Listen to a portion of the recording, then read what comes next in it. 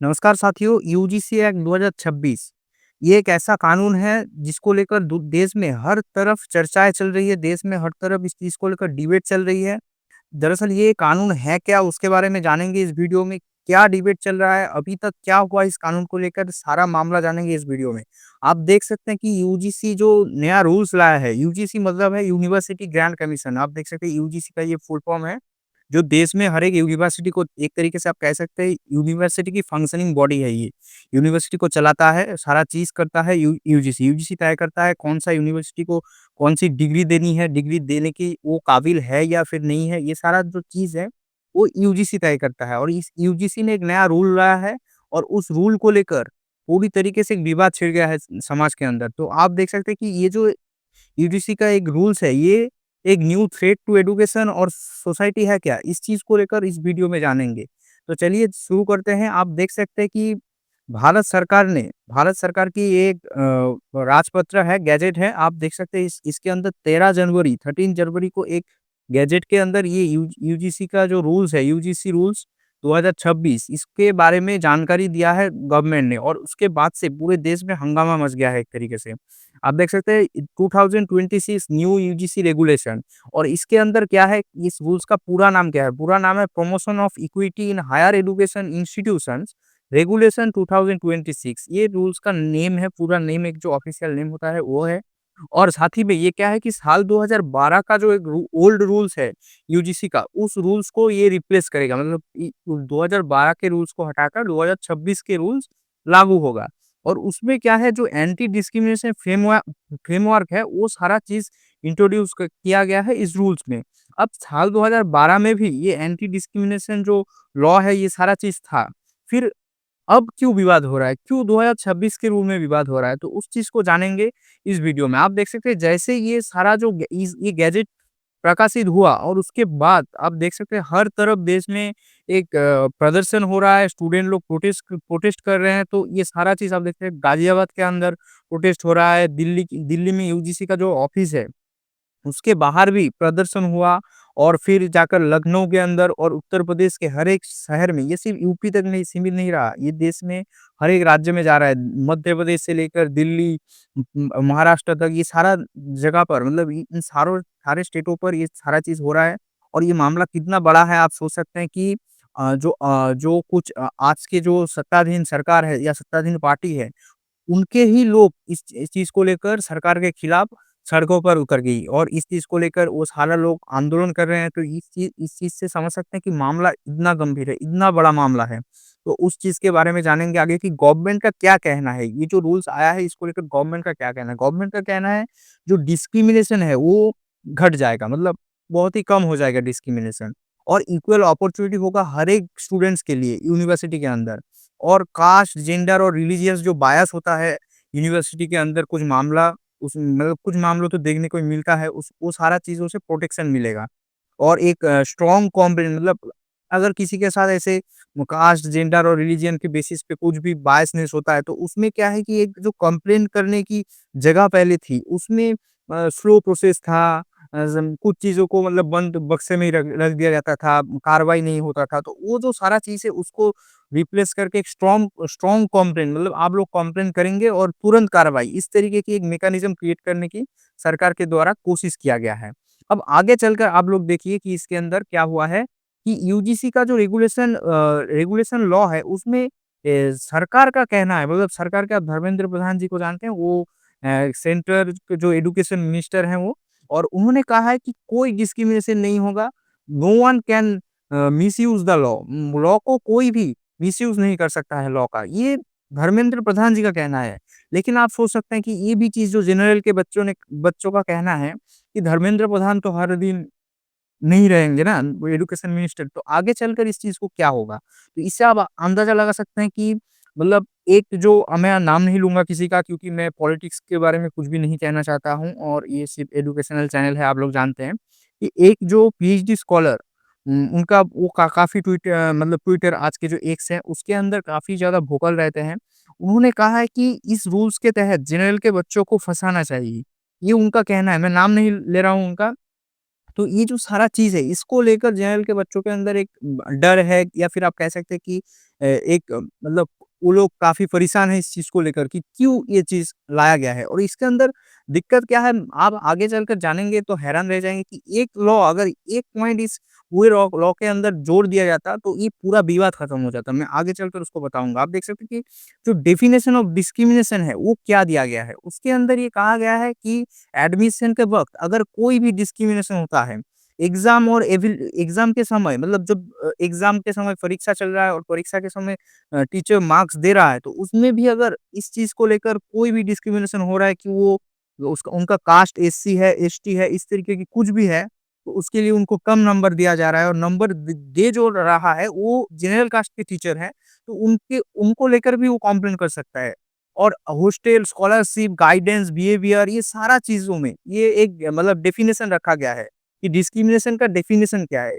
दरअसल डिस्क्रिमिनेशन का डेफिनिशन ये कहा गया है कि caste, class, gender, language, religion ये सारा चीज़ों चीज़ों में ये डिस्क्रिमिनेशन नहीं हो सकता और उसमें गाइडेंस, बिहेवियर मतलब अगर आप किसी एससी, एसटी या फिर ओबीसी और इसके अंदर क्या क्या है कि ओबीसी को भी जोड़ दिया गया है इसके अंदर। पहले क्या था कि एससी और एसटी के लिए भी एक्ट था, अब ओबीसी को भी जोड़ दिया गया है। अब आप जानते हैं कि ओबीसी जो है वो जनरल के आस-पास ही आता है कैन किसी भी एग्ज़ाम पे भी आप अगर देखेंगे सोसाइटी के अंदर किसी भी एग्ज़ाम चल रहा है, उसमें भी देखेंगे जनरल से कुछ ही नंबर मतलब 2-3 नंबर, किसी एग्ज़ाम में 4-5 नंबर का डिफरेंस रहता है कट ऑफ में। तो इसके अंदर क्या है कि सरकार ने मतलब थोड़ा ऐड किया है कि ओबीसी को भी ऐड कर दिया है। तो ये सारा चीज़ माहौल है, आपको आगे चलकर और भी डिटेल्स में बताते हैं। तो आप देख सकते हैं मैंडेटरी इक्विटी सेल और स्क्वाड जो सबसे अलग बनाता है इस चीज़ को, ठीक है? आप आगे चलकर आप देखिए कि बिगेस्ट स्ट्रक्चरल चेंज क्या हुआ है। वो जो चेंज है वो दरअसल मैंडेटरी इक्विटी सेल और स्क्वाड बनाने के लिए कहा गया है। जो कंप्लेंट रिसीव करेगा, फिर विक्टिम को सपोर्ट करेगा, रिकॉर्ड मेंटेन करेगा, यूजीसी को रिपोर्ट करेगा, वो सारा चीज़ करेगा, तो इसके लिए एक इक्विटी सेल और स्क्वाड बनाने को लिए कहा गया है। तो आगे चलकर आप देखिए कि जो सबसे बड़ा चेंजेज़ हुआ है, साल 2012 में जो लॉ था उससे कितना अलग है, उसमें सबसे बड़ा जो चेंजेज़ हुआ है वो है ये अब 2 कमिटी है। आप देख सकते हैं इक्विटी कमिटी और एक इक्विटी स्क्वाड। इक्विटी कमिटी के अंदर क्या-क्या है जो जिसका काम है कि पॉलिसी मेकिंग और मॉनिटरिंग करना चीज़ों को और इक्विटी स्क्वाड मतलब फील्ड में उतर कर जो काम करेगा, इंक्वायरी करेगा, इमीडिएट एक्शन लेगा, ये सारा बिगेस्ट चेंजेज़ एक स्ट्रक्चरल आया है। और उसमें आप देख सकते हैं कि what is equity committee? Equity committee क्या है? इक्विटी कमिटी जो है मतलब 2 चीज़ है, एक इक्विटी कमिटी रहेगा और एक इक्विटी स्क्वाड रहेगा। इक्विटी कमिटी का काम क्या है? इक्विटी कमिटी दरअसल फ्रेम करेगा पॉलिसी मतलब हर एक कॉलेज में इसमें कह दिया गया है कि हर एक कॉलेज और यूनिवर्सिटी के अंदर एक इक्विटी कमिटी बनाना होगा होगा और हर एक कॉलेज के अंदर इक्विटी स्क्वाड भी बनाना होगा। मतलब ये कह दिया गया है, कॉलेज के अंदर इक्विटी कमिटी भी रहेगा, इक्विटी स्क्वाड भी रहेगा। तो इसमें क्या है जो ये जो कमिटी और स्क्वाड बनेगा, इसमें कमिटी का काम क्या होगा, स्क्वाड का काम क्या होगा? कमिटी का काम एकदम सिंपल आसान शब्दों में समझिए कि कमिटी का काम रहेगा कि पॉलिसी बनाना।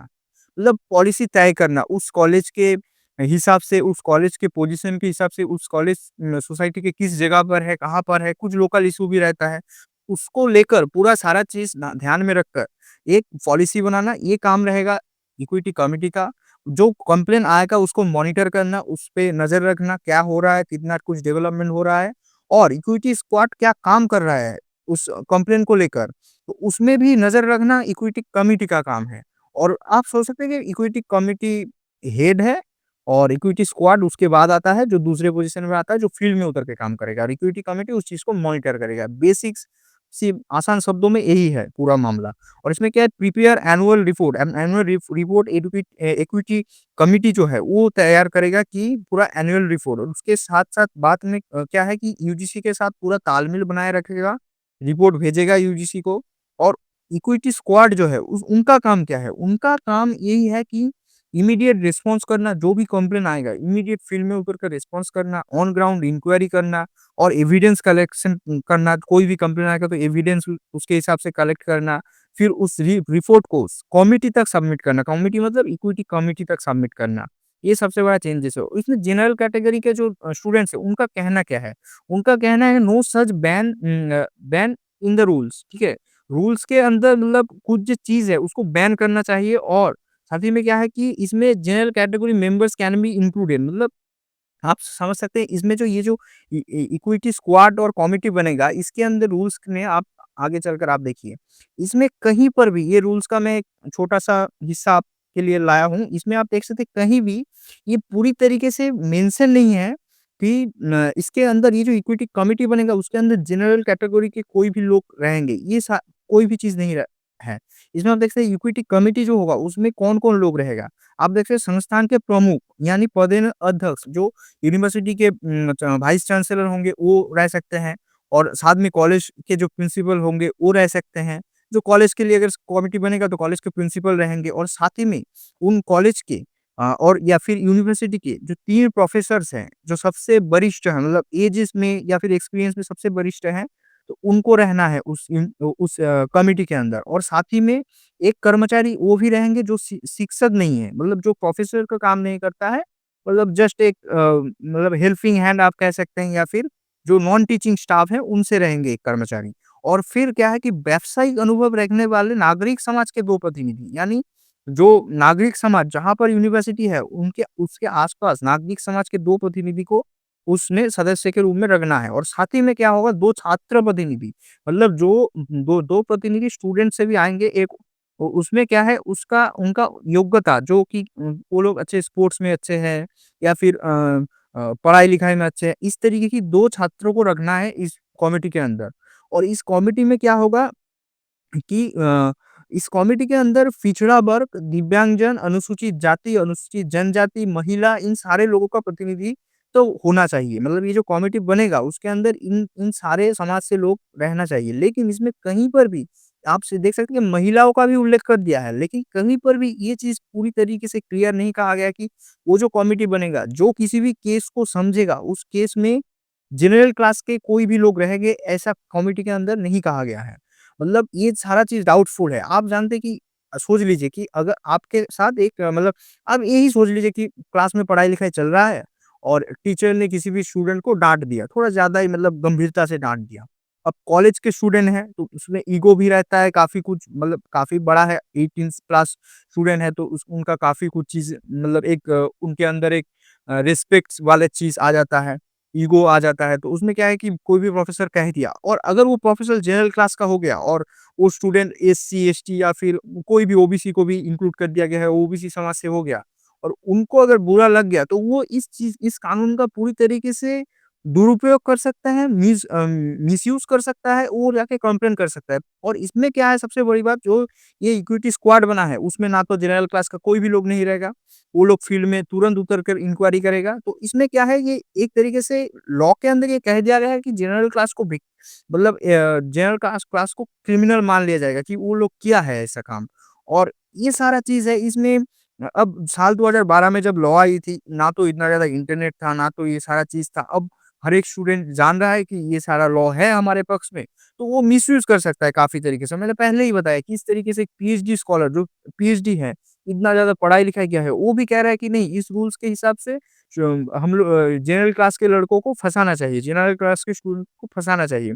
तो ये सारा जो चीज़ है, ये लोग उस चीज़ में मतलब एससी, एसटी, ओबीसी समाज के स्टूडेंटों को ये कह रहा है कि आप लोग करिए मिसयूज़ इसके लिए उन लोगों को इंस्पायर कर रहा है। तो ये जो सारा चीज़ है इसमें अब क्या है कि जनरल क्लास के कोई भी टीचर होगा तो वो सब मतलब स्टूडेंट को वो सिर्फ लेक्चर देगा और क्लास से निकल जाएगा। इससे ज़्यादा कुछ नहीं होगा मतलब वो लोग कुछ भी नहीं कह पाएँगे। और साथ ही में मतलब अगर आप कॉलेज में पढ़ रहे हैं तो कुछ भी छोटा-मोटा वाद-विवाद हो जाता है। अगर उस वो वाद-विवाद हो गया, उनको लगा कि मैं इक्विटी स्क्वाड में कंप्लेन कर देता हूँ, वो जाकर कंप्लेन कर देगा, कह देगा कि मैं एससी वाला हूँ, वो जनरल है, वो मुझे मेरे कास्ट के हिसाब से मेरे ऊपर कोई भी टॉर्चर किया है, कुछ भी किया है। तो उसमें क्या है कि आपको मान लिया जाएगा कि आप क्रिमिनल हो, अगर आप जनरल क्लास से हो। तो ये सारा चीज़ काफ़ी दिक्कत वाली चीज़ है। आप इसमें देख सकते हैं जनरल कैटेगरी का कंसर्न ये है कि general category members can be included. अगर उस कमिटी के अंदर कोई भी जनरल क्लास के लोग रहेंगे तो उसमें क्या है कि कुछ चीज़ें वो देख पाएँगे कि सच है, क्या गलत है, क्या चीज़ है। और इसमें सबसे बड़ा जो सवाल है कि अगर कोई मतलब कंट्रोवर्सी जहाँ से तैयार हुआ, no clear protection against false complaints.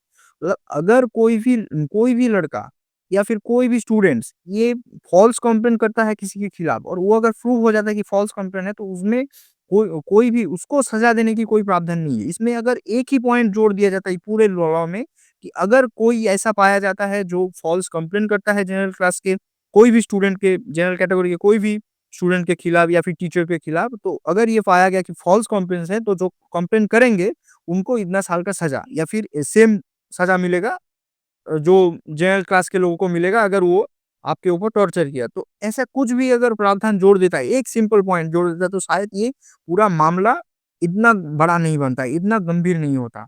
तो ये सारा चीज़ अभी मतलब इतना बड़ा हो रहा है कि ये सिंगल पॉइंट मिसिंग है वहाँ से। मतलब कोई प्रोटेक्शन नहीं है। आप जाकर फ़ॉल्स केस कर देंगे, वो प्रूव भी हो जाएगा कि फ़ॉल्स है, आपने को केस किया। लेकिन उस स्टूडेंट का ये फ़ॉल्स प्रूव करते-करते 2-3 साल बर्बाद हो जाएगा। और आपके ऊपर कोई कोई कार्रवाई भी नहीं होगा जो फ़ॉल्स कंप्लेंट किया है। तो ये सारा चीज़ है और काफ़ी बड़ा पावर दिया गया है ये सारा कमिटी जो कमिटी या फिर स्क्वाड बनेगा, इसको काफ़ी ज़्यादा पावर दे दिया गया है और इसमें डर ये है कि मिसयूज़ हो सकता है इस लॉ का और ये सारा मामला इसलिए इतना गंभीर बना हुआ है।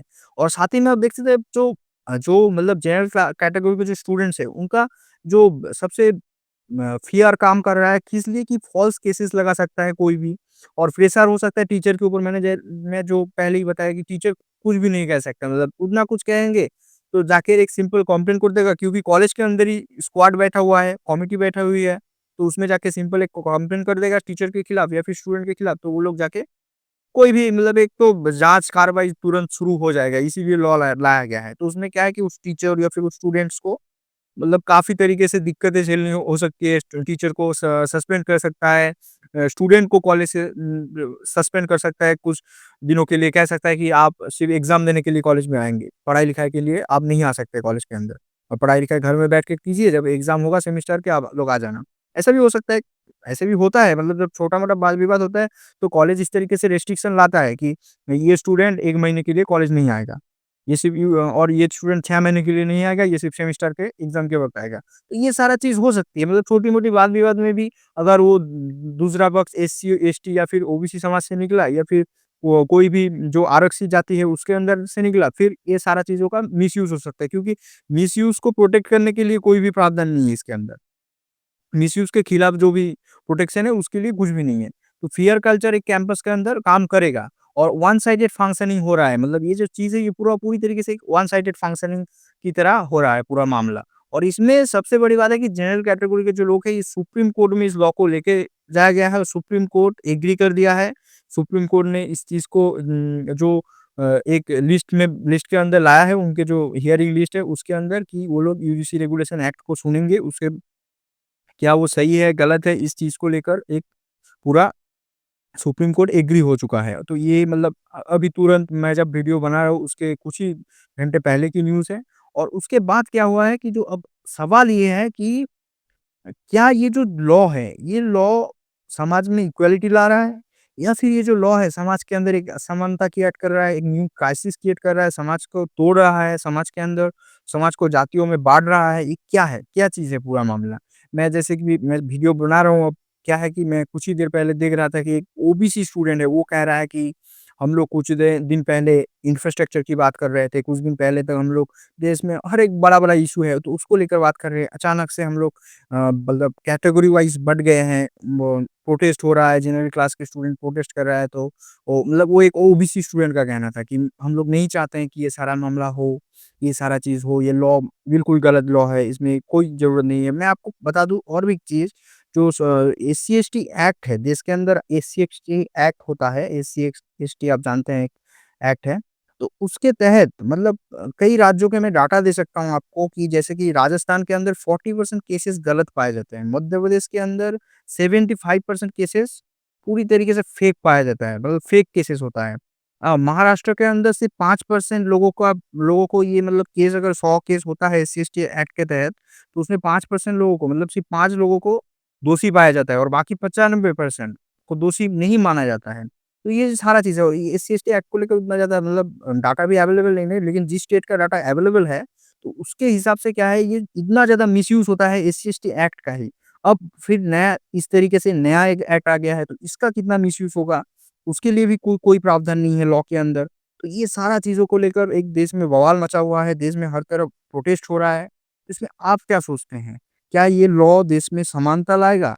या फिर ये पहले से मतलब शुरू ही हो रहा है लॉ एक डिस्क्रिमिनेशन को लेकर, मतलब डिस्क्रिमिनेशन क्रिएट कर रहा है, जनरल को पहले क्रिमिनल मान रहा है, जनरल कैटेगरी के लोगों को।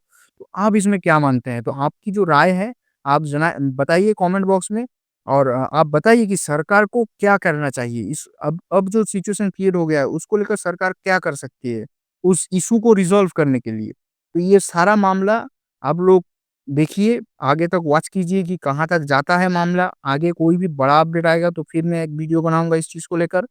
तो चलिए मिलते हैं अगले किसी वीडियो में।